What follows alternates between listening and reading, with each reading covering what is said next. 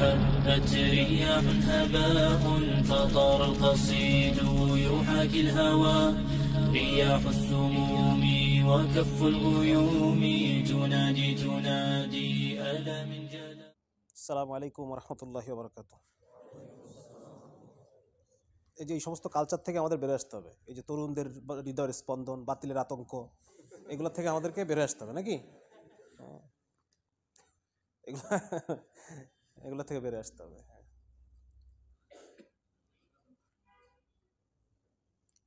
আলহামদুলিল্লাহ, সালাতু ওয়াসসালামু আলা রাসূলিল্লাহ ওয়া আলা আলিহি ওয়া আসহাবিহি আজমাইন। সমস্ত প্রশংসা আল্লাহ রাব্বুল আলামিনের। আল্লাহ তাআলা দ্বীনের নসবতে, দ্বীনের খাতিরে আমাদেরকে একত্রিত হওয়ার তৌফিক দান করেছেন। আপনারা সবাই যশোর শহরের না? যশোর শহর এলাকারই? বাইরের কেউ আছে নাকি? যশোর বিভিন্ন উপজেলার? না, উপজেলা থেকে আসছেন অনেকে? ভার্সিটির কেউ আছে? আচ্ছা, মাশাআল্লাহ। তো যশোর মেডিকেলের কেউ আছে? হ্যাঁ, আসতেছে, আসলে আসতেছে তো। ডাক্তারদের প্রতি আমার আশা ভরসা সবচেয়ে কম। হ্যাঁ, অথচ পৃথিবীর বড় বড় বিপ্লব কিন্তু ডাক্তারদের হাতে হয়েছে, মানে নষ্ট বিপ্লব যেগুলো আছে। যেমন ওই যে আমরা জানি যে তুরস্কের যে খেলাফত পতনের পিছনে কাজ করছে ইয়ং তুর্ক নামে একটা টিম। ইয়ং তুর্ক, এটা কিন্তু মেডিকেল স্টুডেন্ট ছিল। তো যার কারণে ছেলেগুলোকে দরকার ছিল আর কি। যাই হোক, আচ্ছা, তো যেটা কি বলবো আসলে, মেহেদী ভাই কিছু কথা আলোচনা করলো। হ্যাঁ, কিছু বিষয় আমাদেরকে নতুনভাবে চিন্তা করতে হবে। এই যে দেখেন, মুরব্বীরা বলতে পারবেন, আপনারা যখন বয়স ছোট ছিল তখন কি আপনারা এত কাঁচা দাড়িওয়ালা ছেলে পেলে দেখছেন মসজিদে? আপনারা যখন ছোট মানুষ,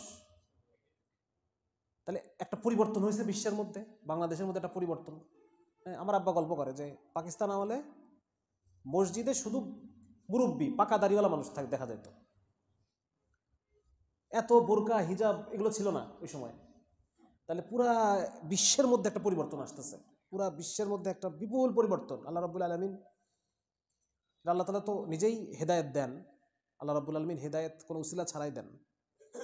যেই জিনিসগুলোকে আমরা মুসলমানদের জন্য বিপদ মনে করছি, যেমন 9/11-এর হামলা, এই হামাস আক্রমণ করলো, মুসলমানদের জন্য যে জিনিসগুলোকে আমরা বিপদ মনে করছি, ওই বিপদের মধ্যে উসিলা করে আল্লাহ তাআলা বেশি মানুষকে হেদায়েত দিয়েছেন, বেশি মানুষকে হেদায়েত দিয়েছেন। 2001 সালের পরে এই 13 সাল হেফাজতের উপরে যে ম্যাসাকার চালালো, এটাকে আমরা দেখছি যে এটা একটা পরাজয়, ইসলামের একটা পরাজয় ঘটে গেল। ইসলামকে একদম ডলে মুছে দিল আলেম ওলামাদেরকে। কিন্তু এরপরে যে বিপুল জোয়ার হেদায়েতের ইয়াং জেনারেশনের মধ্যে দ্বীনের পথে আসার বিপুল জোয়ারটা কিন্তু এরপর থেকে শুরু হয়, ঠিক না? হ্যাঁ, তো যার কারণে আল্লাহ তাআলার যে পরিকল্পনা, এইটা আমার বুঝতে পারলাম এখান থেকে যে আল্লাহ রাব্বুল আলামিনের পরিকল্পনা ভিন্ন। আমি দেখতেছি পরাজয় হয়ে যাচ্ছে। হুদাইবিয়ার সন্ধিতে সাহাবারা মনে করছে যে আমরা কি হলো, এত অপমানজনক কিছু শর্ত। ওমর রাদিয়াল্লাহু তো মানে নিজেকে নিয়ন্ত্রণই করতে পারতেছে না। ওমর রাদিয়াল্লাহু খালি একবার আল্লাহ রাসূলকে গিয়ে বলছে যে আপনি কি রাসূল না? আমরা কি হকের উপরে নাই? আপনি কি আল্লাহ রাসূল, সত্য রাসূল না? তাহলে এই চুক্তি করলেন কিসের জন্য? আবার আবু বকরের কাছে যাচ্ছে, বলতেছে আবু বকর, উনি কি আল্লাহ রাসূল না? তাই যদি হয় তাহলে এত কাফেরদের সাথে, এত অপমানের সাথে চুক্তি আমরা কেন করব? কিন্তু আল্লাহ তাআলা কুরআন মধ্যে কি বলছে? ইন্না ফাতাহনা লাকা ফাতহাম মুবিনা, তোমাদের জন্য সুস্পষ্ট। এটাকে তোমরা অপমানজনক মনে করতেছো, আর আমি তোমাদের রব্বুল আলামিন, আমি বলতেছি এটা হলো সুস্পষ্ট বিজয়। হ্যাঁ, যার কারণে হতাশ হওয়া যাবে না। আমরা যারা মুসলমান, আমরা কখনো হতাশ না। আমাদের জন্য সবচেয়ে মজার খবর হচ্ছে যে হবে ওইটাই যেটা আল্লাহ চায়, নাকি? হ্যাঁ, কাফের মুশরিকরা এত পরিকল্পনা করে সব কিছু বদলাইতে পারবে? কিচ্ছু বদলাইতে পারবে না, কিছুই বদলাইতে পারবে না। ওইটাই ঘটবে পৃথিবীতে যেটা আমার আল্লাহ রাব্বুল আলামিন চান। তাহলে আমাদের টেনশনের কিছু আছে? আমি বেঁচে থেকেও লাভ, মরে গেলেও লাভ। মুসলমানের উইন উইন সিচুয়েশন, এটা কি বলে? Win win situation. তাই জন্য আমাদের কোনো কষ্ট নাই, আমাদের কোনো পেরেশানি নেই। হ্যাঁ, আমাদের কি করতে হবে এখন? আমাদের কাজ হবে যে এই যে দ্বীনকে বিজয়ী করার যে মিশন, এই মিশনের সাথে আমি নিজে কতটুকু কানেক্টেড, বা দ্বীনকে বিজয়ী করার কার্যক্রমের মধ্যে আমি নিজে কতটুকু জড়িত আছি, দ্বীনকে বিজয়ী করার মিশনের মধ্যে আমি নিজে কতটুকু নিজেকে ইনভলভ করতে পারলাম, আমার এই জান, আমার এই মাল কতটুকু দ্বীন বিজয়ী করার পিছনে ব্যয় হলো, এইটা হচ্ছে ক্যালকুলেশনের বিষয়। এটা আমাকে হিসাব করতে হবে। আমি যদি নিজেকে নিজের জানমালকে দিনের কামের জন্য কবুল করাইতে পারি, তাহলে আমার এটা দামি হয়ে গেল, আমি আল্লাহর কাছে দামি হয়ে গেলাম। হ্যাঁ, আর যদি না পারি তাহলে আমার দাম আল্লাহর কাছে ওইটুকুই থাকলো যেটা দুনিয়াদার মানুষের থাকে। তো যার কারণে আমাদের খুবই গুরুত্বপূর্ণ একটা বিষয় হচ্ছে যে আমরা দিন ইসলামকে বিজয়ী করার কাজের মধ্যে আমরা যেন প্রত্যেকে জড়িত থাকি। এখন ওলামায়ে কেরাম তারা তো মাদ্রাসায়, তারা ওই ছোটবেলা থেকে শেখেও দিন, পরেও দিন, চাকরি বাকরি করে সেটাও দিন। তাহলে আমরা যারা জেনারেল শিক্ষিত যারা জনগণ আছি, আমরা কিভাবে দিনের পথে থাকতে পারি, দিনের বিজয়ের পিছনে আমার অবদানটা আমি কিভাবে রাখতে পারি? হ্যাঁ, তো সেই জন্যই আমরা এই যে আজকে যে যুবকদেরকে আমরা কিছু কাজের কথা বলতেছি, আমরা যুবকদেরকে বিভিন্ন জায়গায় জায়গায় বিভিন্ন সংগঠিত হওয়ার কথা বলতেছি। হ্যাঁ, এই যে আপনাদের আজকে যে আয়োজন যারা করছে মুসলিম বঙ্গ ফাউন্ডেশন, তাই না, এরা যশোরে একটা সংগঠনের তারা তার দাঁড় করাইছেন, যেই সংগঠনের অধীনে জেনারেল শিক্ষিত যুব সমাজ যারা, তারা আলেম ওলামার তত্ত্বাবধানে, ওলামা কিরামের তত্ত্বাবধানে তারা দিনের কিছু কাজ তারা করবে, তারা সমাজকে পরিবর্তনের জন্য কাজ করবে। হ্যাঁ, একটা সময় ছিল গত শতাব্দী, এই গত শতাব্দী হচ্ছে মুসলমানদের পরাজয়ের শতাব্দী, নাকি? মুসলমানরা খালি চারদিক থেকে পরাজয়, খেলাফত ধ্বংস হয়ে গেছে, মুসলমানদের বিভিন্ন ভূখণ্ডগুলো কাফেরা দখল করে নিচ্ছে, মুসলমানরা তাদের দিন ছেড়ে দিয়ে বিভিন্ন হাবিজাবি মতবাদ, হ্যাঁ, ব্যাংকিং, গণতান্ত্রিক পদ্ধতি, বিভিন্ন রকম জিনিসকে মুসলমানরা নিজেদের জন্য বিভিন্ন রকম পরিকল্পনা তারা করতেছে, যেগুলো অধিকাংশই তাদেরকে আরো দিন থেকে দূরে সরায় নিচ্ছে। এরকম একটা অবস্থায় গত শতাব্দীটা পার হয়েছে। আর এই শতাব্দীর শুরু থেকে আল্লাহ রাব্বুল আলামিন আমাদেরকে এই মুসলমানের জন্য, ইসলামের জন্য বিজয়ের সুসংবাদ আল্লাহ তাআলা শুনাইতেছেন এই শতাব্দীর শুরু থেকেই, ঠিক কিনা? হ্যাঁ, 2001 সালের পর থেকে আমরা খালি দেখতেছি মুসলমানরা এখন পাল্টা দাঁড়ায় গেছে, মুসলমানরা এখন বিভিন্ন জায়গায় তারা দাঁড়াচ্ছে, রাসূল সাল্লাল্লাহু আলাইহি ওয়াসাল্লামের দেখানো পদ্ধতিতে তারা রাষ্ট্র ক্ষমতা অর্জনের জন্য তারা চেষ্টা করতেছে এবং তারা সফলতা লাভ করতেছে। গত শতাব্দী ছিল ব্যর্থতার শতাব্দী, এই শতাব্দীটা হচ্ছে সফলতার শতাব্দী আমরা দেখতে পাচ্ছি, ঠিক না? তো যার কারণে এই শতাব্দীতে আমাদের চিন্তা চেতনা, আমাদের ধ্যান ধারণা, এগুলো পরিবর্তন হইতে হবে। গত শতাব্দীতে আমরা ডিফেন্সে খেলছি, গোল যে দেওয়া যায় এটা আমরা কল্পনায় নিয়ে আসি নাই, আমরা ডিফেন্সে সব স্ট্রাইকার সহ সব আমরা ডিফেন্সে চলে আসছি, ডিফেন্সে খেলছি। কিন্তু এই শতাব্দীতে গোল একটা দুটো দিয়ে ফেলছি, নাকি? যে কোনোভাবেই হোক একটা দুটো গোল হয়ে গেছে, এখন তো আর ডিফেন্সে খেলার সুযোগ নাই। সুযোগ আছে, এখন চিন্তাই করতে হবে যে আমরা কি করব, আমরা এখন এটাকে খেলবো, ঠিক কিনা?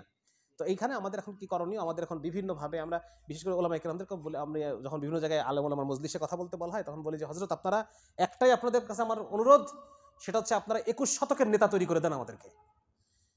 হ্যাঁ, মানে একটা সময় তো শুধু দিনের হেফাজত এইটা নিয়ে তারা ব্যস্ত ছিলেন, কারণ কাফেরদের প্রচুর আক্রমণ, হ্যাঁ, ব্রিটিশদের প্রচুর আক্রমণ, বা বিভিন্ন বাতিল ফিতনা, খ্রিস্টান মিশনারি, এই কাদিয়ানি, এই সেই প্রচুর আক্রমণ, এটার পিছনে তারা দিনকে হেফাজত করার জন্য তারা এভাবে একটা তৈরি করছেন, চক্রবুদ্ধ তারা তৈরি করছেন, দিনকে হেফাজত করছেন। কিন্তু এখন আমাদের কি দরকার? নেতা দরকার, নাকি? এখন যেহেতু আমরা এখন স্ট্রাইকিং খেলবো, অ্যাটাকিং খেলবো, আমাদের এখন নেতা প্রয়োজন, যারা এই যুবকদেরকে নেতৃত্ব দিয়ে সামনের দিকে নিয়ে যাবে। তো এটাই আমাদের এখন চিন্তা চেতনা, ইসলামকে বোঝার পদ্ধতি। একটা সময় যখন তবলিগে গেছি, তবলিগে যাওয়ার পরে বাসায় তালিম করতেছি, এখানে তালিম করতেছি, গাছ করতেছি, বাপ মা খেপে গেছে, এত কিছু করতে হবে কেন? 5 ওয়াক্ত নামাজ পড়ো, কোরআন তেলাওয়াত করো, হয়ে গেল, এটুকুই তো ইসলাম, আবার কি? তাই না? এটা সবারই কম বেশি এটা ফেস করতে হয়, ঠিক আছে না? কারণ আমাদের আব্বা, আমাদের জেনারেশন ইসলামটাকে ওইটুকুই বুঝছে, কিন্তু এখন কি আমরা ওইটুকু বুঝবো?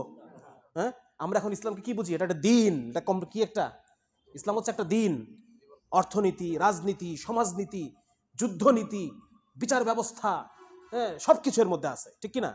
হ্যাঁ, ইসলাম একটা পরিপূর্ণ দিন, এবং এই দিন ছাড়া অন্য কোনো কিছু আল্লাহর কাছে কবুল না, আল্লাহর কাছে মকবুল না, অন্য কোনো কিছু। আমরা এইভাবে এখন ইসলামটাকে বুঝতেছি।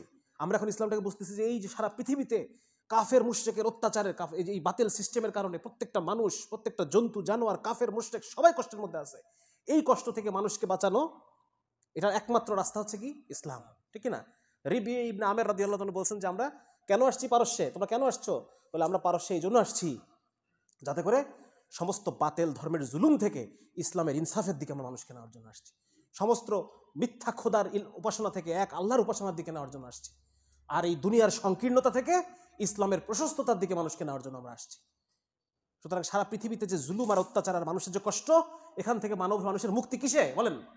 একমাত্র ইসলামে। আমরা এখন ইসলামটাকে এইভাবে বুঝতেছি। হ্যাঁ, তো এইভাবে বুঝে আমরা কি ইসলামটাকে সেইভাবে আমাদের নিজেদের জীবনের মধ্যে আনতে হবে, আমাদের পরিবারের মধ্যে আনার চেষ্টা করতে হবে, সমাজের মধ্যে ইসলামের চাহিদা, ইসলামের পিপাসা, ইসলামের ক্ষুধা মানুষের মধ্যে পয়দা করতে হবে। মানুষের মধ্যে আজকে হাসিনা চলে গেছে, মানুষের মধ্যে এখন গণতন্ত্রের ক্ষুধা, মানুষ মনে করতেছে গণতন্ত্র পাইলেই আমি সব আমার হয়ে গেল, আমার সব সমস্যার সমাধান। কেন মুরব্বীরা আপনারা 91 সালে ভোট দিচ্ছেন না? 91 সালে দিচ্ছেন, 96 সালে ভোট দিচ্ছেন, 2001 সালে ভোট দিচ্ছেন, আপনার কোন সমস্যাটা সমাধান হয়েছে আমাকে বলেন? কোন সমস্যা? দেশে ধর্ষণ কমছে? দেশে ধর্ষণ কমে নাই, দেশে নির্যাতন কমে নাই, দেশে দুর্নীতি কমছে নাকি? ঘুষ কমছে? কিছুই কমে নাই। তারপরে কিভাবে মানে হলো? আমার সমাধানটা কিভাবে হলো? হয় নাই সমাধান। সুতরাং আমাদেরকে ওই ভোটের ক্ষুধা থেকে আমাকে বুঝতে হবে যে না, এটার দ্বারা আমার সমাধান হয় নাই, হবেও না। আমার সমাধান একমাত্র কোথায় বলেন? একমাত্র ইসলামী শরীয়তে আমার সমাধান আছে। একজন ওমরের মতো শাসক যখন আমি পাবো, আমার সমস্যার সমাধান হবে নাকি? হ্যাঁ, আর ওমরের মতো শাসক ভোটে দাঁড়াবে জীবনে আপনাদের? পাবেন নাকি?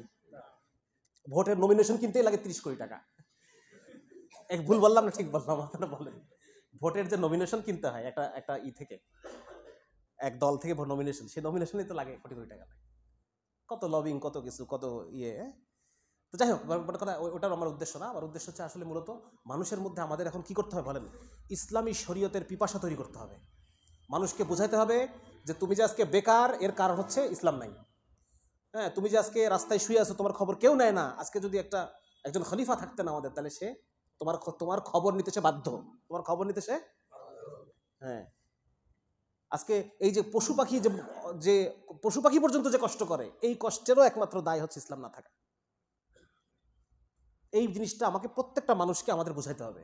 এবং সমাজের মধ্যে দীর্ঘ একটা সময়, হাসিনার সময়, হ্যাঁ, এক তো ইন্ডিয়া আর দুই আমেরিকা, এই দুইজনের এই হাসিনার একটা দানব পয়দা হয়েছে। সেই দানব আমাদের ইসলামকে, মুসলমানকে, আলেমুল আমাকে এমন কোনো নির্যাতন নাই সে করে নাই।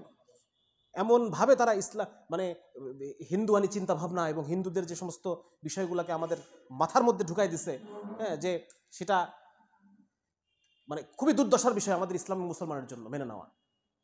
এভাবে যদি চলতে থাকে, আমাদের জেনারেশন, আমাদের সন্তান সন্ততি, আমাদের মাল আওলাদ, এগুলো সব ইসলাম থেকে একসময় খারিজ হয়ে যাবে। একসময় এখানে আর ইসলাম বলে কিছু থাকবে না। এরকম বহুত জায়গা পৃথিবীতে, বিভিন্ন জায়গায় কমিউনিস্ট শাসন, বিভিন্ন সময় ইসলাম এবং মুসলমান এই অবস্থায় হয়েছে, যেটা হাসিনা করতেছিল। তো আল্লাহ তাআলা সেই পাথরকে আমাদের মাথার উপর থেকে আল্লাহ তাআলা উঠাইছেন, আলহামদুলিল্লাহ। এখন আমাদেরকে দিনের জন্য কাজ করতে হবে, যেন বাকিটুকু আল্লাহ তাআলা সমাধান করে দেন। আমাদেরকে আল্লাহ রাব্বুল আলামিন যেন সেই যোগ্যতা দান করেন। এই জন্য বাকিটুকু আমাদের কাজ আমাদের চালা যেতে হবে, ঠিক কিনা?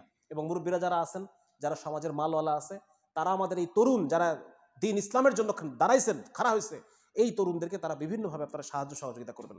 হ্যাঁ, কীভাবে এই তরুণদেরকে বিভিন্ন সমস্যা থেকে বাঁচানো যায়, তাদের কি প্রয়োজন, তাদের কোন কোন মাল সম্পদ প্রয়োজন, সেগুলোর জন্য আপনারা চেষ্টা করবেন ইনশাল্লাহ।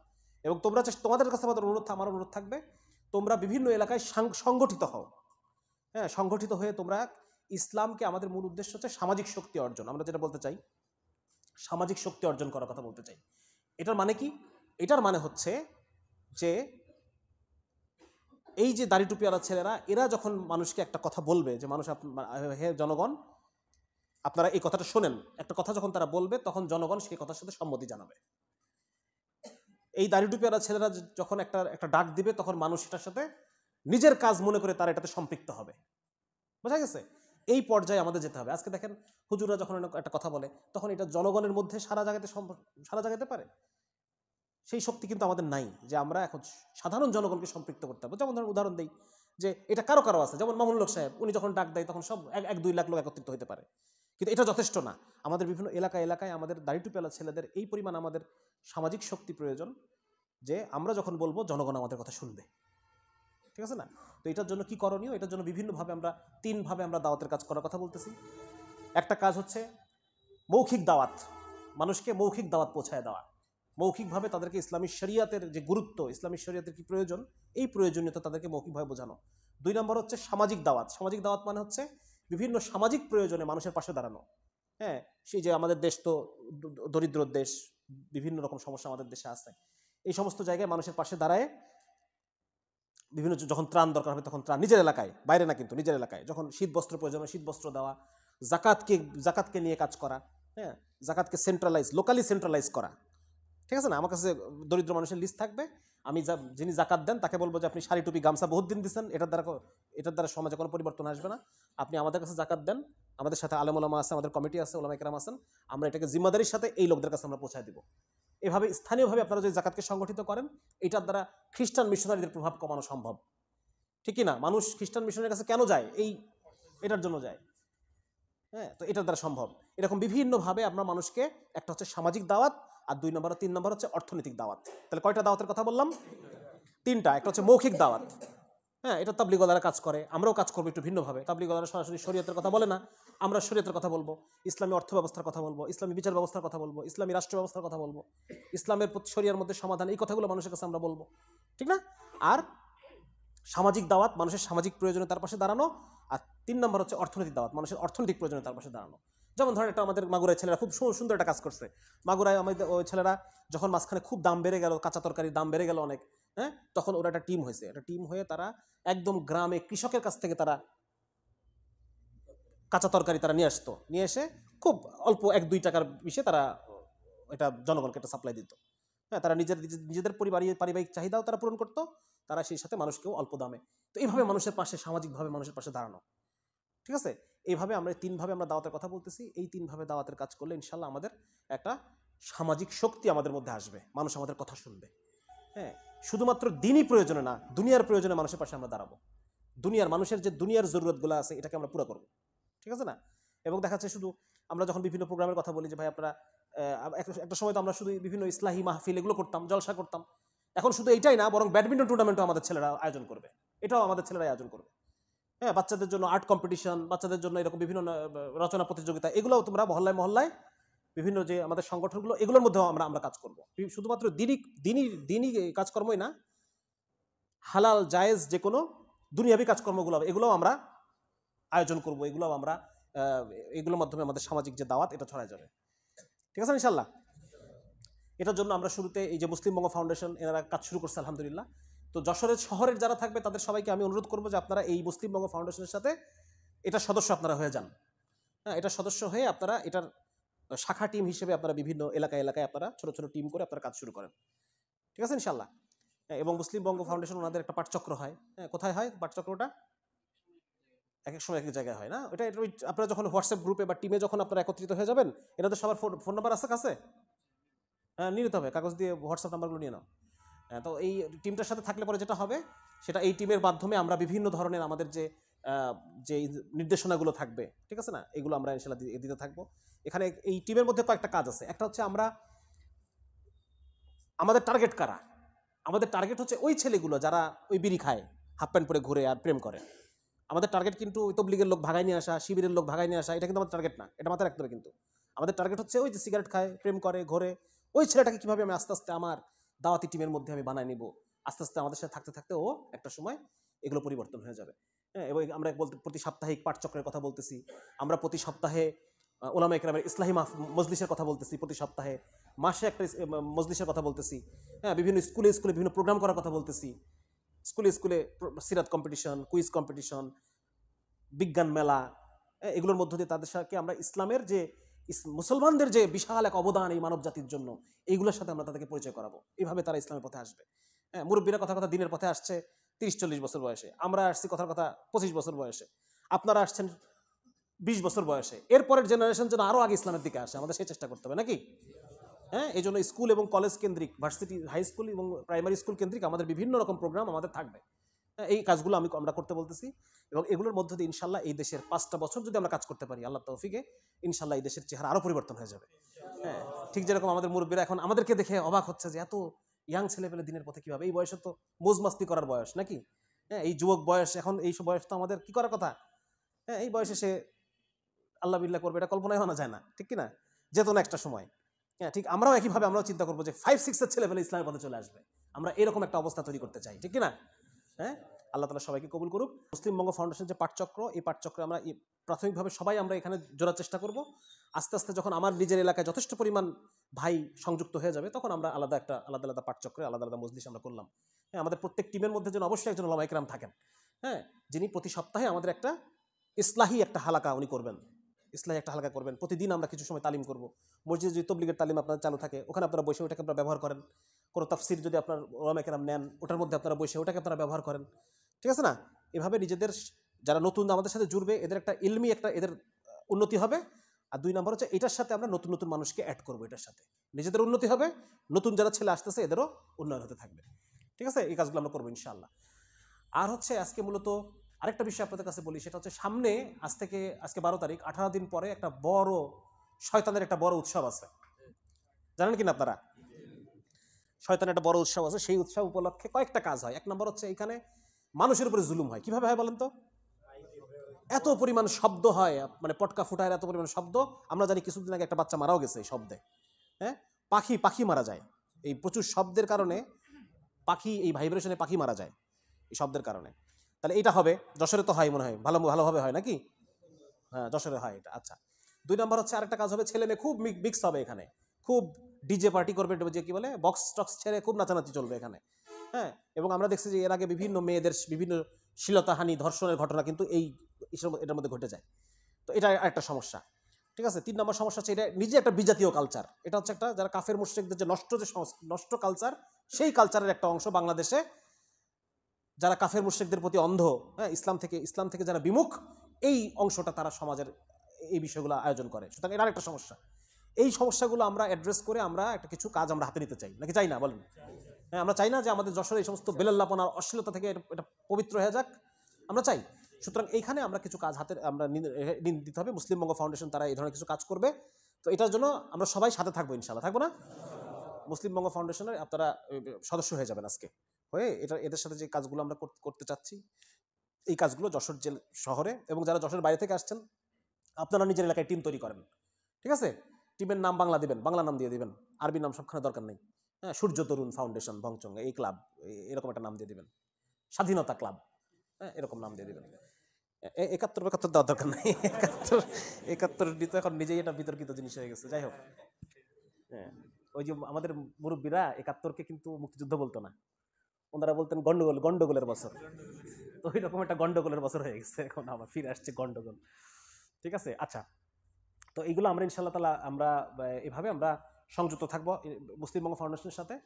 এবং আমরা 31শে ডিসেম্বরকে যেভাবেই হোক, এটা যেন আমাদের এখন যশোর শহরে যেন এটার প্রকোপটা কমে আসে, ছেলেপেলে যেন নিরুৎসাহিত হয়, এবং শেষ পর্যন্ত এটা যেন একটা খ্যাত কাজ হিসেবে যেন এটা প্রতিষ্ঠা করতে পারি আমরা। পয়লা বৈশাখ উদযাপনটা কি হয়ে গেছে এখন দেখি, পয়লা বৈশাখে যারা যায় এদেরকে আমরা এখন কি বলি? এই পয়লা বৈশাখের এইসব মঙ্গল শোভাযাত্রা, এটা একটা মোটামুটি একটা হাস্যকর কাজ হয়ে গেছে না? তো একইভাবে এটাকে আমরা হাস্যকর বানাবো ইনশাল্লাহ। প্রত্যেকটা বদ্দিনী কাজকে আমরা হাস্যকর বানাবো ইনশাল্লাহ। ঠিক আছে, এই জন্য আমাদের অনলাইনে এবং অফলাইনে আমাদেরকে এই প্রচারণাগুলা, এটার জন্য আমাদের কাজ করতে হবে। এটার জন্য কয়েকটা কাজ আমরা হাতে নিচ্ছি। 1 নম্বর হচ্ছে এখানে ওলামায়ে কেরাম, বিভিন্ন যারা এই যশোর শহরে যতগুলো মসজিদ আছে সমস্ত মসজিদের খতিব সাহেবদের সাথে যোগাযোগ করা, যে আপনারা অবশ্যই এই জুমা এবং পরের জুম্মা অবশ্যই যেন এই 31st নাইট নিয়ে আপনারা কিছু আলোচনা আপনারা জুমায় রাখবেন। ঠিক আছে না? এই ব্যাপারে আমরা ওনাদের সাথে যোগাযোগ করে বিনয়ের সাথে আমরা চেষ্টা করবো যশোর শহরে যত মসজিদ আছে সবগুলো মসজিদে পৌঁছানোর, পারবো না ইনশাল্লাহ? 1 নাম্বার। 2 নম্বর হচ্ছে যশোর শহরের বিভিন্ন জায়গায় আমরা পোস্টারিং করবো। আমাদের পোস্টার ইনশাল্লাহ ডিজাইন হয়ে যাবে, রেডি আমরা ডিজাইন করে ফেলবো, পোস্টার থাকবে বিভিন্ন জায়গায়। প্রত্যেক জুমার শেষে আমরা বাইরে প্রত্যেক মসজিদের সামনে 2 জন দাঁড়াবে, সেখানে আমরা যারা বের হচ্ছে তাদেরকে আমরা লিফলেট ধরাই দেবো ইনশাল্লাহ। সেই লিফলেটও আমাদের ডিজাইন রেডি হয়ে গেছে, আমরা এটা করবো। ঠিক আছে ইনশাল্লাহ? এটার জন্য কিছু ফান্ডিং প্রয়োজন হবে, সেই ফান্ডিং আমরা মালওয়ালাদের কাছ থেকে মাল ডাউনলোড করবো, পারবো না ইনশাল্লাহ? নিজের পকেট থেকে না, আমরা যারা টাকাওয়ালা তো টাকা দিচ্ছে, সবখানে দিচ্ছে না, মসজিদে দিচ্ছে, মাদ্রাসায় দিচ্ছে, এখানেও দেন, এটা তো দিনের কাজ করতেছি আমরা। সুতরাং আপনারা আপনাদের যে পয়সা আছে এটা দিনের জন্য খরচ করেন। আমাদের এত টাকা লাগবে, আমাদের এলাকায় এই এলাকায় এই পাড়ায় আমরা 2000 পোস্টার দেবো, ওই এলাকার মালওয়ালাদের কাছে গেলাম যে আপনি এত 2000 পোস্টারের জন্য এত টাকা দরকার, আপনি দেন। ঠিক আছে ইনশাল্লাহ? এই কয়ভাবে আমরা কাজ করব। একই সাথে আরও যেটা একটা কাজ করবো, আমাদের মহল্লায় যে সমস্ত ছেলেপেলে বক্স বাজায় এদের আমরা তো চিনি, হ্যাঁ, ওদেরকে চেষ্টা করবো আমাদের প্রোগ্রামের সাথে অ্যাড করে নেওয়ার। ঠিক আছে না? ওদেরকে যখন আমরা বোঝার পর আমাদের পাঠচক্রে নিয়ে আসবো, ওদেরকে যখন আমরা আমাদের এই পোস্টারিংয়ের কাজের মধ্যে বলবো যে ভাই আসো এই কাজগুলো করো, তখন দেখা যাবে ওই ছেলেগুলাই আমাদের পক্ষে কাজ করতেছে। ঠিক আছে? সুতরাং ওদের কাছে বিশেষভাবে ওদের কাছে আগে থেকে দাওয়াতি কাজ করতে হবে। আমাদের সমস্যা হয়ে গেছে আমরা আগে থেকে কাজ করি না, আমরা ঘটার 1-2 দিন আগে ধরি, এর ফলে আমাদের কাজটা বাস্তবায়িত হয় না। এখন 18 দিন সময় আছে, আপনারা যদি এখন থেকে কাজ শুরু করেন ইনশাল্লাহ একটা ভালো ফলাফল দেখা যাবে। ঠিক আছে? আরও সামনে কিছু এরকম কিছু বড়দিন আছে, 14ই ফেব্রুয়ারি আছে, ওটা নিয়ে আপনারা আলাদা কাজ করবেন। হ্যাঁ, তারপর বিভিন্ন আরও বিভিন্ন দিবস আছে, যে দিবসগুলোতে অশ্লীলতা, বেহায়াপনা, ওটাকে সামনে নিয়ে আমরা কাজ করব। কিছু দিবস আছে আমাদের ইসলামের জন্য, কিছু দিবস আছে, হ্যাঁ, আমাদের এই যে আল আকসা নিয়ে আমরা কাজ করব। এখন বিভিন্ন কাজ আছে আমাদের, এই কাজগুলো আমরা এখন এত কথা তো বলার সময় নাই, এগুলো আস্তে আস্তে আপনারা পরিচিত হবেন। মুসলিম বঙ্গ ফাউন্ডেশনের সাথে আপনারা জড়িত হন ইনশাল্লাহ, দেখবেন এটার দ্বারা, এবং যারা মুরব্বী আছে তারা এদেরকে সাপোর্ট করেন।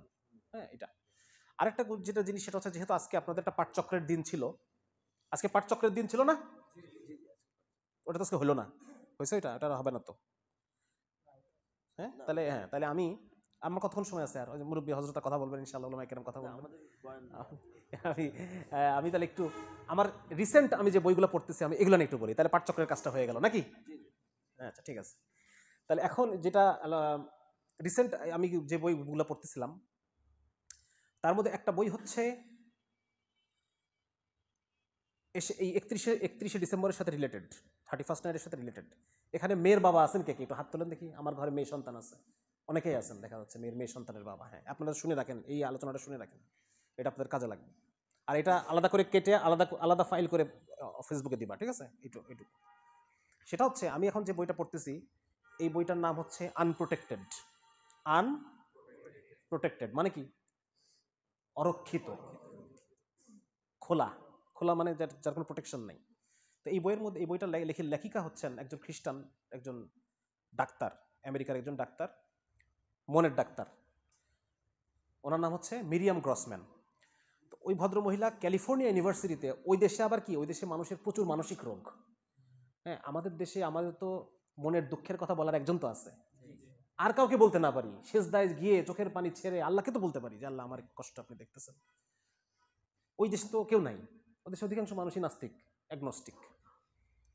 তো ওদেরকে আরো ইয়াং জেনারেশন তো আরো বেশি, ইয়াং জেনারেশনের 30%ই ওরা সমকামী তার মধ্যে লিপ্ত। হ্যাঁ, ওদের তো আল্লাহ খোদা বলে কিছু নাই, ওদের কার কাছে বলবে মনের কথা? ওদের দেশে মানসিক রোগের পরিমাণ অনেক বেশি, মানসিক রোগের হার অনেক বেশি, বিশেষ করে ইউনিভার্সিটিতে। এই জন্য ওদের ইউনিভার্সিটিতে একটা পোস্টই আছে, ইউনিভার্সিটিতে যেমন টিচার থাকে না, ওদের ইউনিভার্সিটিতে পোস্ট থাকে ক্যাম্পাস সাইকিয়াট্রিস্ট, ক্যাম্পাসের মনোচিকিৎসক একটা পোস্ট থাকে। এই ভদ্রমহিলা প্রায় 18-19 বছর ধরে ক্যালিফোর্নিয়া ইউনিভার্সিটি, অনেক বড় একটা ইউনিভার্সিটি আমেরিকার, সেইখানকার এই ভদ্রমহিলা হচ্ছে মনোচিকিৎসক। এবং উনি এই বইয়ের মধ্যে মোটামুটি ওনার 8টা-9টা চ্যাপ্টার আছে। এই 8টা-9টা চ্যাপ্টারে উনি সাজাইছেন ওনার কয়েকজন রুগীকে নিয়ে, পেশেন্টকে নিয়ে গল্প শুরু করছেন, পেশেন্টকে নিয়ে, তারপর আস্তে আস্তে ভিতরে ঢুকছে। তো প্রথম যে গল্পটা আমি শুধু আজকে আলোচনা হয়তো করবো, এই গল্পের মধ্যে উনি বলতেছেন একটা মেয়ের কথা। মেয়ে একটা রুগী, সেই মেয়েটা তার কাছে আসছে এবং খুব কঠিন ডিপ্রেশন নিয়ে আসছে সে, মানে এত কঠিন ডিপ্রেসড। হ্যাঁ, কয়েকবার আত্মহত্যা করার চেষ্টা করছে, প্রচুর ডিপ্রেশনের ওষুধ খায়, এই খায় ও খায় সে খায়। তো কারণ কি? কারণ বলতে গেলে শোনা গেল যে সে কয়েকটা প্রেম করছে, সে কোনো প্রেমই টেকে নাই তার। হ্যাঁ, 2-3টা প্রেম করছে, কোনো প্রেম তার টেকে নাই, এবং এই না টেকার ফলে তার এখন এই ডিপ্রেশন। তো এখন ডাক্তার সাহেব আস্তে আস্তে ভিতরে ঢুকতেছে। উনি বলতেছেন যে রিসার্চ করে উনি দেখছেন, মানে আগের বিজ্ঞানীদের রিসার্চ আছে, কয়েকটা রিসার্চ আছে। উনি বলতেছেন যে 6000 মেয়ের উপর একটা রিসার্চ হয়েছে, সেখানে দেখা গেছে যে প্রেমের সম্পর্কে ছেলেদের চেয়ে মেয়েদের ক্ষতি হয় বেশি। এই জন্য মেয়েদের বাপের কথা বললাম। একটা প্রেমের সম্পর্কে যখন একটা ছেলে মেয়ে জড়ায়, এইটাতে একটা ছেলের যত না ক্ষতি হয়, সম্পর্কটা ভেঙে গেল, ছেলের যতটুকু না ক্ষতি হয়, মেয়ের ক্ষতি হয় তার চেয়ে বেশি। আরেকটা রিসার্চের কথা বললো 8500 মেয়ের উপরে, কিশোরীর উপর রিসার্চ করা হয়েছে। সেখানে দেখা যাচ্ছে যে প্রেমের সম্পর্কের কারণে কিশোরীরা বেশি অরক্ষিত, মানে বেশি তাদের মানসিক সমস্যা হয়, এবং 3 গুণ বেশি সমস্যা হয় ছেলেদের চেয়ে, এবং 3 গুণ বেশি আত্মহত্যার হার তাদের বেশি মেয়েদের। তখন উনি এখন দেখলেন যে তাহলে পরে ঘটনা কি, মেয়েদের কেন বেশি? উনি এখন আরো খোঁজা শুরু করলেন। এরপর উনি বলতেছেন যে মেয়েদের এইটা বেশি কারণ হলো যে ছেলেদের এবং মেয়েদের বডির স্ট্রাকচার আলাদা, ভিতরেও আলাদা। ছেলেদের যে বিভিন্ন হরমোন আছে, তারপর হচ্ছে বিভিন্ন কেমিক্যাল আমাদের শরীরের মধ্যে যেগুলো আছে এগুলোর আলাদা আলাদা আছে। তারপর হচ্ছে আপনার ব্রেনের যে গঠন, এই গঠনগুলো আলাদা আলাদা। হ্যাঁ, বিভিন্ন যেহেতু হরমোন আলাদা, এই হরমোনের কাজ হচ্ছে বিভিন্ন জায়গায় পৌঁছা যায়, গিয়ে ওরা গঠনটাকে পরিবর্তন করে দেয়। তো যেহেতু ছেলেদের কিছু হরমোন, ছেলেদের মানে টেস্টোস্টেরন একটা হরমোন আছে, ছেলেদের হরমোন, ওইটা আমাদের ব্রেনটাকে একরকম বানায় ফেলে। মেয়েদের ইস্ট্রোজেন হরমোন আছে, এটা মেয়েদের ব্রেনকে আরেকরকম বানায় ফেলে। তা উনি বলতেছেন যে মেয়েদের একটা বিশেষ হরমোন আছে অক্সিটোসিন নামে। এই হরমোনটা কি করে আমাদের শরীরে? এই হরমোনটা যে কাজটা করে সেটা হলো সমস্ত রিলেশন সম্পর্ক, বন্ধন, এইটা এই হরমোনের দিয়ে হয়। মা শিশুর মধ্যে যে কঠিন একটা বন্ধন না, এই বন্ধনের পিছনে এই হরমোনটা দায়ী। মায়ের যখন গর্ভ অবস্থায় প্রচণ্ড প্রসব বেদনা হয়, তখন এই হরমোনটা ভুরভুর করে বের হতে থাকে প্রচুর পরিমাণে। হ্যাঁ, এবং সন্তান যখন মায়ের স্তন পান করে তখন এই হরমোনটা বেরোতে থাকে। এর ফলে মা সন্তানের মধ্যে যে একটা সম্পর্ক, এটা হলো কিসের সম্পর্ক? শুধু মনের সম্পর্ক না, এটা শরীরের বাঁধন। এটা বোঝা গেছে? সন্তান যখন কাঁদে তখন মা আর থাকতে পারে না, বাবার কিন্তু কিছু বাপ টিভি দেখতেছে, কিন্তু মায়ের উথাল পাতাল শুরু হয়ে গেছে ভিতরে। তো এই যে বিষয়গুলা উনি বলতেছেন যে এই অক্সিটোসিন হরমোনটা সমস্ত বন্ধন, সমস্ত আস্থা, এমনকি আমরা দুইটা ক্লোজ ফ্রেন্ড, এই দুজনের মধ্যে অক্সিটোসিনের সম্পর্ক। এরকম একসাথে খেতে বসলে দেখেন না, তবলিগের লোকেরা একসাথে খাইতে বসে, ওদের মধ্যে খুব মহব্বত। চিল্লাই গেছেন কে কে এখানে? 40 দিন পরে যখন জামাত ভাঙে, কান্নাকাটি, একাকার অবস্থা, হ্যাঁ, যে আপন মার পেটের ভাই মরে গেছে, এরকম একটা অবস্থা। 40 দিন পরে যখন আরেক জামাতে ভেঙে যায়, একদম কান্নাকাটি। তো এটা কারণ হচ্ছে একসাথে খেতে বসলে পরে এই অক্সিটোসিন হরমোন রিলিজ হয়। এটা বান্দরের উপর রিসার্চে দেখা গেছে। বান্দর একসাথে খাইতে বসছে, এরপর ওদের ব্রেন রক্ত নিয়ে পরীক্ষা করছে, দেখা ওদের এই হরমোন বেরোচ্ছে। মানুষের বান্দর কাছাকাছি আমাদের বডি স্ট্রাকচার। হ্যাঁ, তো এর কি হলো, কি বললাম? হ্যাঁ, এখন একটা মেয়ে যখন সম্পর্কে জড়ায়, ছেলের তো মানে লক্ষ্য দীর্ঘ সময়ের লক্ষ্য না, ছেলে আসছে মজা নিয়ে চলে যাবে। কিন্তু মেয়ের লক্ষ্য হলো, মানে মেয়ের যখন একবার যদি শারীরিক সম্পর্ক হয়ে যায়, তখন মেয়ের এটাকে সে নির্ভরশীল হয়ে পড়ে। সে আর এটাকে কি বলে, এটা ওই বাঁধন আর সে ছুটাতে পারে না। হ্যাঁ, কারণ শারীরিক সম্পর্কের মধ্য দিয়ে ওই জিনিসটা রিলিজ হয়, প্রেমের সম্পর্কে ওই জিনিসটা রিলিজ হয়। এই যখন ফিজিক্যাল সম্পর্ক হয়ে যায়, এটা তো আপনারা হাসতেছেন, আমেরিকাতে এটা ডাল ভাত। কোনো মেয়ে যদি 15-16 বছর বয়স হয়েছে, এখনও তার শারীরিক সম্পর্ক হয় নাই, সে মেয়েটা নিজে নিজে ইনফেরিয়রিটি ফিল করে, যে আমার মনে হয় কোনো সমস্যা আছে, এই জন্য কোনো ছেলে আকৃষ্ট হচ্ছে না আমার দিকে। এত খারাপ অবস্থা আমেরিকাতে বা ইউরোপের ওই দেশগুলোতে। আমাদের তো আলহামদুলিল্লাহ আল্লাহ তাআলা ইসলামের বরকতে, ওলামা ইকরামের মেহনতের বরকতে আমাদের অন্তরের মধ্যে, আমাদের সমাজে একটা শান্তি জারি রাখছেন। ওসব দেশে শান্তি বলে কিছু নাই। তো উনি বলতেছেন যে এই কারণে যখন একটা ছেলে তার মানে মধু খাওয়া শেষে চলে গেল, কিন্তু এই যে এই মেয়ে আর ছুটতে পারে না। তার জন্য মনের উপরে তার যে একটা প্রেশার, একটা ভারী অবস্থা, এই কারণে মেয়েরা বেশি ক্ষতিগ্রস্ত হয় একটা প্রেমের সম্পর্কের কারণে। এবং এটা উনি আরো অনেক কথাবার্তা আনছেন, রিসার্চ আনছেন। এবং উনি বলতেছেন একটা কথা, যে আমরা একটা রুগীর যখন অসুস্থ হয়, মানে একটা রুগী, আমার কাছে ডাক্তারের কাছে একটা লোক আসলো, সে প্রচুর সিগারেট খায়, প্রচুর মোটা, প্রচুর বিরিয়ানি খায়, মদও খায় মাঝে মধ্যে। এই লোকটাকে একটা ডাক্তার কি বলবে? বলবে যে ভাই এটা তোমার অধিকার, তুমি এটা খাও, এটা বলবে না? বলবে ভাই আপনি সিগারেটটা ছেড়ে দেন, আপনি একটু দৌড়াদৌড়ি করেন, একটু হাঁটাচলা করেন, আপনার ডায়াবেটিস বেশি, আপনি এটাকে একটু কন্ট্রোল করেন, এগুলো বলবে কি না? না, বলবে না। ডায়াবেটিস খাও, খাওয়া দাওয়া তোমার অধিকার, তুমি বিরিয়ানি খাও, আর হলো খালি খাসির মাংস খাও, চর্বি খাও, এগুলো খাও, এটা বলবে? এটা তো বলবে না। তাহলে উনি এখন প্রশ্ন করতেছেন যে তুই তাই হয়, তাহলে একটা মেয়ের একটা প্রেমের সম্পর্কে এত ক্ষতি, এটা জানার পরও কেন আমরা ডাক্তাররা আমরা এটা বলতেছি না যে তুমি প্রেমের সম্পর্কে জড়ায়ও না, তুমি এই সম্পর্কের মধ্যে জড়ায়ও না, তুমি এই যে কি বলা যায় অবৈধ যে বিয়ে বহির্ভূত যে যৌন সম্পর্ক, এটার মধ্যে তুমি জড়ায়ও না। এটা কোনোখানে তো বলতেছে না, বরং সবখানে এটাকে আরো কি করতেছে, এটা আরো করতে বলতেছে, যেগুলো করো এগুলো করো পরস্পর সম্মতিতে, এটা দোষের কিছু না, করতে থাকো। তাহলে উনি এখন প্রশ্ন করতেছেন, তাহলে ঘটনাটা এরকম কেন? আমি তো একজন ডাক্তার, কিন্তু আমি আমার যে চিকিৎসাবিদ্যা, এই চিকিৎসাবিদ্যা দিয়ে আমি যে কথাটা বলতে চাই, সেটা আমাকে কেন বলতে দেওয়া হচ্ছে না? হ্যাঁ, এবং লাস্টে উনি এই কথা বলে চ্যাপ্টারটা শেষ করছেন। উনি বলতেছেন যে আপনারা নিরাপদ যৌনতার কথা বলতেছেন, আপনি বলতেছেন যে তোমরা কন্ডম ব্যবহার করো, এ করো তা করো, এগুলো খুব প্রচার করে না ওরা, এগুলো আছে। হৃদয়ের জন্য কোনো কন্ডম নেই। হৃদয়ের জন্য কন্ডম কোথায়? আপনি এই যে হৃদয়কে ক্ষতিগ্রস্ত করে ফেলতেছে একটা মেয়ের, তার হৃদয়কে, তার একাডেমিক ক্যারিয়ারকে, তার সব কিছুকে শেষ করে দিল একটা সম্পর্ক। কই, আপনি তো একবারও বলতেছেন না যে আপনি মেয়েরা তোমরা সম্পর্কে জড়াও না, একবারে বিয়ের পরে সম্পর্কে জড়াও, কারণ এই যে কোনো সম্পর্ক এটা টেকে না, এবং এর ফলে তুমি ক্ষতির মধ্যে পড়ে যাবে, তোমার শারীরিকভাবে, মানসিকভাবে, সব দিক দিয়ে ক্ষতির মধ্যে পড়ে যাবে। এইখানে দেখেন মনে পড়ে যায় একটা হাদিস, আল্লাহ রাসূল সাল্লাল্লাহু আলাইহি ওয়াসাল্লাম বলতেছেন যে মুতাহিব্বিন, হাদিসটা কি জানো?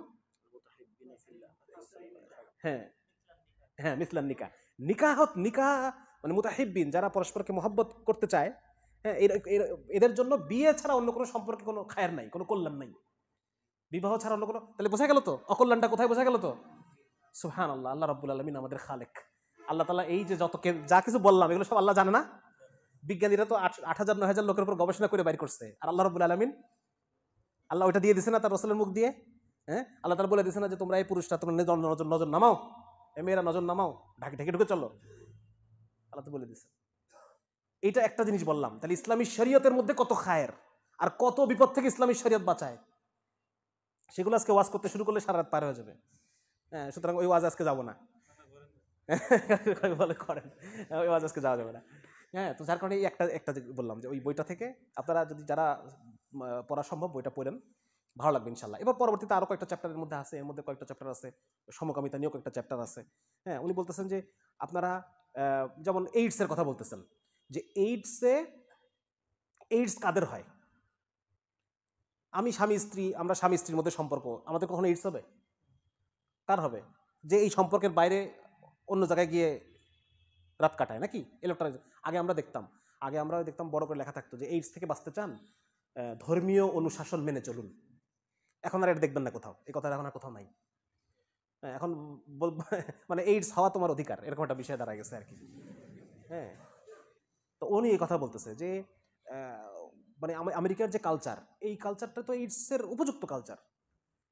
অথচ আপনি যদি কাউকে বলেন যে ভাই তুমি এই লাইফ স্টাইলটা ছেড়ে দাও, তুমি একটা বিয়ে শাদী করে তুমি একটা সুন্দর জীবনযাপন করো, এটা তুমি এইডস থেকে বাঁচতে পারবা, কিন্তু আমি একজন ডাক্তার হিসেবে আমার এই মেডিকেল নলেজ আমাকে প্রয়োগ করতে দেওয়া হচ্ছে না।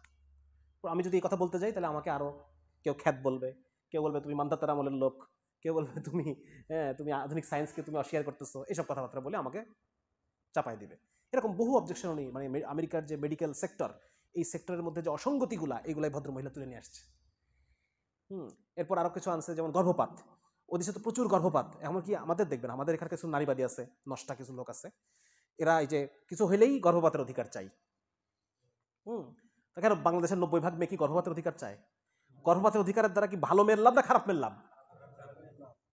যারা বিভিন্ন জায়গায় করে বেড়ায় এদের লাভ। একটা ভালো ঘরের মেয়ের তো এই অধিকার দরকার নাই, আছে নাকি? ভালো ঘরের মেয়ের তো এই অধিকার দরকার নেই। তো আমেরিকাতে 1973 সালে সম্ভবত গর্ভপাতের পক্ষে আইন হয়েছে আর কি, যে কেউ চাইলে যে কোনো বয়সে যে কোনো টাইমে গর্ভপাত করে ফেলতে পারবে। এবং ওরা গর্ভপাত করে ধরেন 7 মাসের বাচ্চা, 8 মাসের বাচ্চা গর্ভপাত করে।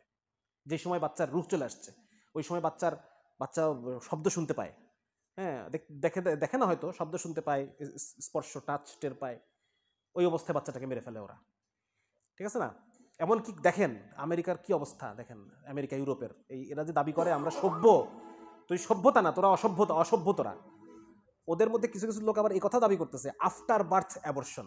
এটা মানে কি বলেন আমারে কে বলতে পারবে এটার মানে কি? আফটার বার্থ অ্যাবর্শন, জন্ম হয়ে যাওয়ার পরে যদি মা চায় যে আমি আর বাচ্চাটা রাখবো না, ও ওই নবজাতককে মেরে ফেলবে। কোথায় নামছে চিন্তা করেন, কোথায় ওদের ব্যক্তি স্বাধীনতা কোন পর্যায়ে নামছে? তো উনি বলতেছেন যে গর্ভপাত তো তুমি করলা, ওখানে নিয়ে আসছে যে আমেরিকায় এভারেজে একটা ছেলে যেন কতগুলো মেয়ের সাথে রাত কাটায়, আর এভারেজে একটা মেয়ে যেন কতগুলো ছেলের সাথে রাত কাটায়। তা কাটাইলে ভালো কথা, ভালো। এরপর যখন তুমি গর্ভপাতে গেলা, তো বলছে গর্ভপাত করার ফলে মেয়েদের হরমোনের যে সমস্যা হয়, হরমোনের প্রচুর সমস্যা, মানে মেয়েদের যে পুরুষের চেয়ে মেয়েদের হরমোনের আপডাউন বেশি, বুঝছেন? মেয়েদের যে মাসিক যে একটা রজচক্র আছে না, ওই সময় ওদের প্রচুর হরমোনের আপডাউন হয়। এজন্য ওই টাইমটা মেয়েদের মন মেজাজ খুব খিটখিটে থাকে। এটা যারা স্বামী আছেন আপনারা এই বিষয়গুলো খুব হ্যান্ডেল করবেন, কিন্তু যে ওই টাইমে স্বভাবতই তার কিছু খিটখিটামি কিছু এগুলো থাকে। আরও যখন গর্ভাবস্থায় আরও এলোমেলো হরমোন এলোমেলো শুরু হয়, ওই সময় তাদের আচার আচরণ আরও বদলায় যায়। দেখবেন কোনো মেয়ে আচার মাচার খাইতে চায়, কেউ মাটিও খায়, কেউ বিভিন্ন মানে আজীব রকম হয়ে যায় আর কি। এটা কষ্টকর, মায়ের জন্য কষ্টকর। তো ওই সময় স্বামীদেরকে কি করতে হবে? আরো উল্টা খেপতে হবে নাকি? তাদেরকে আরো এবং উত্তম হচ্ছে মার বাড়ি পাঠায়, নাইওর দিয়ে দেওয়া নাকি? নাইওর দিয়ে দিলে মা বুজুগ্গা, শাশুড়ি বুজুগ্গা। আচ্ছা, এই সময় স্বামীদের খুব কি থাকতে হয়? খুব শান্ত থাকতে হয়, কারণ এটা ও নিজে থেকে করতেছে না, ওর ওই ভিতরের হরমোন উথাল পাতাল শুরু হয়ে গেছে, ও এখন পারতেছে না আর কি, এভাবে মনে করতে হবে। তো ওখানে উনিও দেখাইছেন যে তুমি তো বাচ্চাটা ফেলে দিলা, বাচ্চা তো তুমি ফেলে দিছো, কিন্তু তোমার ভিতরের যে হরমোনের যে পরিবর্তন হয়ে গেল, এটা তো তুমি আর ফেলতে পারতেছো না, এটা তো রয়ে গেছে। এর পরবর্তীতে তার এই একটা দুটো অ্যাবর্শনের পরে তার মধ্যে প্রচুর ডিপ্রেশন তৈরি হয়। এই জন্য পারতপক্ষে নিজেদের স্ত্রীদের কখনো অ্যাবর্শন করাবেন না, বুঝতে পারছেন? এই কাজটা কিন্তু অনেকে আমরা এই ভুলটা করি, বিশেষ করে আমরা দিনদার মানুষ তো করাই না, বদ্দিন এলাকা যারা তাদের মধ্যে এটা বেশি, তারা বিয়ে করছে, সন্তান পেটে চলে আসছে, এখন তো এনজয় করতে পারলো না, এখন তারা এটাকে দেখলো ফেলে দিচ্ছে। এরকম অনেক আছে কিন্তু ঘটনা। হুজুরদের কাছে মশলা নিতে, হুজুর এখন বাচ্চা তো হয়ে গেছে, টের পাই নাই, 3-4 মাস হয়ে গেছে, এখন কি করবো, ফেলবো না, এরকম ওনাদের ওলামার কাছে এই বিষয় এগুলো আসে প্রচুর পরিমাণে। তো এইগুলো করলে পরে আপনি অ্যাবর্শন করলেন, কিন্তু ওই মেয়েটার কিন্তু মানসিক একটা পরিবর্তন হয়ে গেল, এইটা কিন্তু আপনি ঠেকাতে পারবেন না। তো এগুলো উনি নিয়ে আসছেন পরের চ্যাপ্টারগুলোতে, যে আজকে আমেরিকার যে কালচার, যে তারা শুধু একটার পর একটা তারা শারীরিক সম্পর্ক করতেছে, অ্যাবর্শন করতেছে, আবার শারীরিক সম্পর্ক করতেছে, এইটার ফলে কাদের ক্ষতি হচ্ছে? ক্ষতি কাদের হচ্ছে? মেয়েদের ক্ষতি হচ্ছে। 3 নম্বর চ্যাপ্টার উনি আরেকটা প্রসঙ্গ নিয়ে আসে, সেটা হচ্ছে আমেরিকায় আজকে দেখবেন যে, এটা আমেরিকান না শুধু, বাংলাদেশের বহু বাপের এই খাসলত আছে যে মেয়ে এখন বিয়ে দিব কেন, পড়াশোনা শেষ করুক আগে। হ্যাঁ, পড়াশোনা শেষ করুক, যেন পড়াশোনা কত গুরুত্বপূর্ণ একটা ব্যাপার। পড়াশোনা শেষ করুক, পরে বিয়ে দিব, এখন না।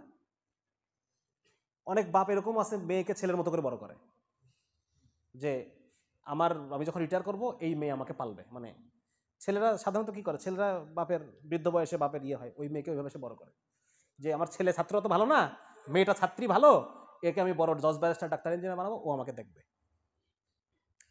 তো এটা তো বাংলাদেশে তো একরকম আছে। আমেরিকাতে আবার আরো ভয়াবহ অবস্থা। আমেরিকাতে মেয়েরা নর্মালি বিয়ে করে 36 বছর বয়সে, 35-36 এই বয়সে বিয়ে করে, বুঝছেন? মানে তাদের কথা হচ্ছে যে আপনারা তো বিয়ে দেন যে পড়াশোনা শেষ করুক এরপর বিয়ে করবে, আর আমেরিকাতে বিয়ে করে আগে চাকরি বাকরি করুক 10 বছর, এরপর বিয়ে করুক।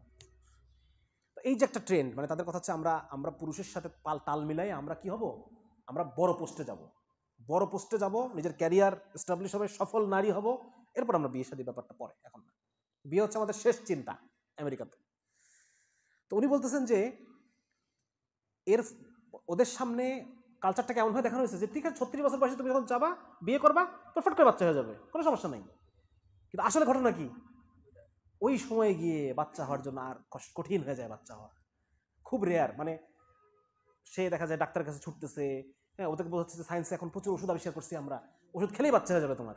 আসলে এটা হয় না। উনি বলছেন না, এটা হয় না, এটা ভুল। হ্যাঁ, আসলে ওই সময় এসে তখন এই সন্তানের জন্য হাহাকার শুরু হয়ে যায়, কারণ মেয়েদের তো একটা মাতৃত্ব আছে, ওই যে অক্সিটোসিন হরমোন বললাম না, এই জন্য মেয়েদের মধ্যে মাতৃত্ব আছে, মাতৃত্বের একটা চাহিদা, একটা ক্ষুধা আছে। এই ক্ষুধা যদি পূরণ না হয়, তাহলে ওই মেয়ের মানে ব্রেন এলোমেলো হয়ে যাবে এক সময়। তাই হচ্ছে, সেটাই হয় শেষ পর্যন্ত, বিভিন্ন টেনশনে এই যেটা বিভিন্ন অসুখ বিসুখে চলে যায়, মাতৃত্বের ক্ষুধা আছে। হ্যাঁ, তো উনি পরের গল্প মানে চ্যাপ্টারে উনি এই কথা নিয়ে আসছেন যে আমার কাছে বহুত রোগী এরকম আসতেছে যাদেরকে এই আমেরিকান যে কালচার, এনজিও কর্মী যারা, এরা ভুল বুঝাইছে যে আপনি চাকরি বাকরি করেন, পড়াশোনা শেষ করেন, চাকরি বাকরি করেন, এই কয়দিন লাইফটা এনজয় করেন, হ্যাঁ, তার সাথে গিয়ে শোন, সমস্যা নেই, এটা তো নর্মাল, নিরাপদ, কন্ডম আছে, ইয়ে আছে, তা আছে, নিরাপদ যৌনতা, এগুলো করতে থাকেন। 36-37 বছর বয়স হলে বিয়ে শাদী করার চিন্তা করেন, তারপর বাচ্চা কাচ্চা নিয়ে, কোনো ব্যাপারই না। এখন সায়েন্স অনেক আগায় গেছে, কিন্তু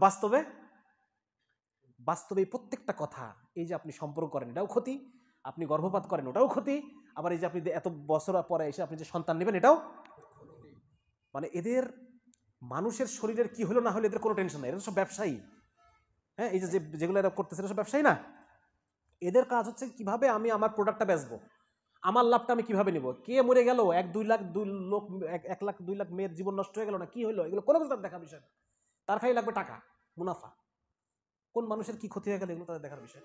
ওই মেয়েটা যে সারা জীবন মা হইতে পারবে না, সারা জীবন যে সে একটা কষ্ট নিয়ে, আফসোস নিয়ে সে সারা জীবন পার করবে। হ্যাঁ, আর এখন সায়েন্স এখন এই কথা বলতেছে যে মেয়েদের সবচাইতে উত্তম সময় কখন বাচ্চা হওয়ার, কোন সময় বাচ্চা হলে পরে সবচেয়ে বাচ্চাটা শক্ত সমর্থ, গর্ভটা খুব, প্রসবটা একদম আরামসে হয়ে যাবে, সিজার করা লাগবে না, খুব সহজে প্রসব ডেলিভারি হয়ে যাবে।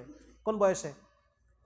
20 থেকে 23.5, 20 থেকে 23.5, এই আর্লি 20s, এই সময়টার মধ্যে যখন বাচ্চা কেউ যদি করে প্রথম সন্তান, এই সময়ের মধ্যে 3-4টা বাচ্চা নেওয়া সম্ভব না, এই সময়ের মধ্যে প্রথম সন্তানটা হইতে হবে, তাহলে পরবর্তী প্রেগনেন্সিগুলো আরও ইজি হবে, হ্যাঁ, সন্তানগুলো শক্তপোক্ত মজবুত হবে।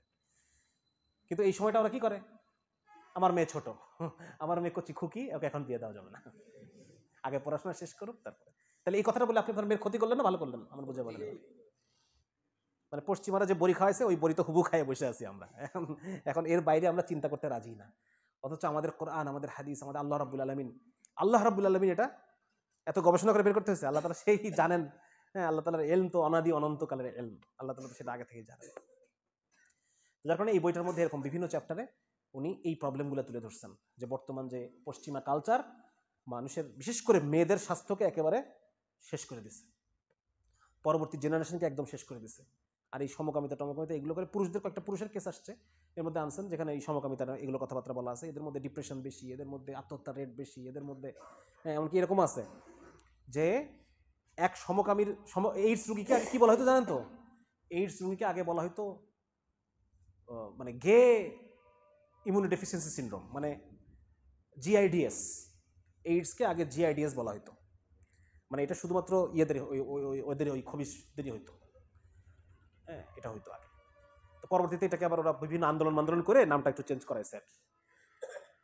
তো ওইটা উনি বলছেন যে একজন লোক আসছে, তাকে যে উনি বলবে যে তুমি তোমার এই প্র্যাকটিসটা ছেড়ে দাও, এটা উনি বলতে পারবে না। এটা বললে সাথে সাথে এনজিও গুলো চলে আসবে, কেন আপনি এই কথা বলবেন, কেন আপনি এটা করবেন, এটা তার লাইফ স্টাইল, সে যা ইচ্ছা তাই করবে। উনি বলতেছেন যে দেখেন, আমরা কি যে রুগীটা যক্ষার রুগী, এই যক্ষার রুগীটাকে কি আমরা বলি যে ভাই তুমি তোমার টেস্ট করানোর দরকার নাই, তোমার কিচ্ছু করানোর দরকার নাই, তুমি যেখানে ইচ্ছা সেখানে যাও, ভিড়ের মধ্যে যাই জোরে জোরে কাশবা, তারপর হচ্ছে এগুলোকে আমরা বলি তাকে? নাকি যে যক্ষাটা ছোঁয়াছে তাকে আমি বলি যে তুমি নিজেকে সেভ রাখো, তুমি মানুষের মধ্যে তোমার যাওয়ার দরকার, তুমি রোগটা ছড়াইতেছো। তুমি যে বাচ্চার পক্স হয় তাকে আমরা বলি না তুমি স্কুলে আজকে আসার দরকার নাই, তুমি বাসায় থাকো, চোখ ওঠে আমরা বাসায় থাকি, যে আমার এখান থেকে আরো 10 জন লোকের হবে। উনি বলতেছেন যে যারা গে, তারা গে মানে শুধু গে না, তারা এইডস ছড়ায়। কারণ হচ্ছে এই লোকটা একটা সম্পর্কে থাকে না, তো সে বিভিন্ন জনের সাথে এইসব সম্পর্ক করে বেড়ায়, তার মানে সে তার অসুখটা কি করতেছে, ছড়াই দিচ্ছে। তো সুতরাং আমি যদি তাকে বলি যে ভাই তুমি কাজটা করো না, না এটা আমার ব্যক্তি অধিকার, আমি এটা করবো। অধিকারের নামে আজকের এই পর্যায়ে পৌঁছায় গেছে, যেটা মানে আমাদের মেডিকেল সায়েন্সে যা যা আমরা শিখি কিছুই এরা অ্যাপ্লাই করতে দিচ্ছে না, সবখানে এরা সমস্যা করে রাখছে। তো যার মানে আপনার যদি কারো ইচ্ছা হয় আপনার বইটা পড়েন, ভালো লাগবে ইনশাল্লাহ। মোটামুটি এই বইটার আলোচনা করলাম, যেহেতু একটা পাঠচক্র ছিল আজকে। এই মুসলিম বঙ্গ ফাউন্ডেশনের সাথে আপনারা থাকবেন ইনশাল্লাহ, এদের প্রতিনিয়ত পাঠচক্র হবে, ওলামায়ে কেরাম আসবেন, ইসলাহি হালাকা হবে, এগুলোর সাথে আপনি নিজেরা সম্পৃক্ত থাকবেন এবং চেষ্টা করবেন যে আরও নিজের এলাকায় সাংগঠনিক কাঠামো তৈরি করে ওইখানেও একটা মডেল তৈরি করতে। এটার কপি পেস্ট ওই এলাকায় আপনারা করার চেষ্টা করবেন। আগে কিছুদিন এটার সাথে থাকার পরে এরপর নিজের এলাকায় আপনারা এভাবে নিজস্ব আলাদা আলাদা সংগঠন, এবং প্রত্যেক সংগঠনে অবশ্যই ওলামায়ে কেরাম থাকা চাই, ঠিক না? এমন না যে মুরব্বী আলেম হতে হবে তা না, সমবয়সী আলেম হতে পারে, কেবল দাওরায়ে ফারেক পাশ হয়ে আসছে এরকম আলেমও থাকতে পারে, হ্যাঁ, যিনি আমাদের কাজগুলোকে মোটামুটি মানে ইলমি ডিরেকশন যেটা দেওয়ার দিবেন এবং আমাদেরকে ইসলাহ করার জন্য যা যা বলা দরকার এগুলো বলবেন, ঠিক আছে ইনশাল্লাহ। এভাবে আমরা প্রত্যেক এলাকায় কাজ করার জন্য আমরা জোরদার নিয়ত করি ইনশাল্লাহ। শুধু ইনশাল্লাহ বলার জন্য ইনশাল্লাহ না। আল্লাহ রাসূল, একটা হাদিস আছে, যদি কেউ, হাদিস নাকি না, এটা একটা কওল, যে মনে মনে ইচ্ছা নাই, এমনি মুখে বললাম ইনশাল্লাহ, তাহলে এটা নিফাকের আলামত। এটা কি হাদিস নাকি না? এটা একটা ইয়ে মনে হয়, হ্যাঁ এটা হইতে পারে। আচ্ছা, সব কিছুকে হাদিস বলা ঠিক হবে না, তো এরকম একটা কথা আছে। তো সুতরাং মানে নেগেটিভ ইনশাল্লাহ না বলি, নাকি আসলেই আমরা নিয়ত আছে তো ইনশাল্লাহ ভাই, সবাই নিয়ত করেন ইনশাল্লাহ যে আমরা দিনকে বিজয়ের জন্য কাজ করব।